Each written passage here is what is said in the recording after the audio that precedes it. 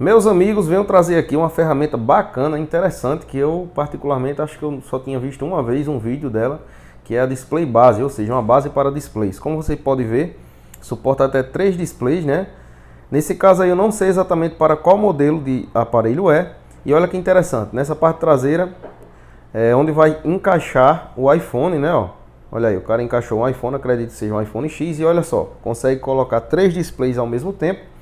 Aí tem o botão de Power, né? Os de volumes, esse outro aí não percebi qual é exatamente, mas olha só, você consegue, tocando em uma tela só, testar os 3 displays ao mesmo tempo. Interessante, né?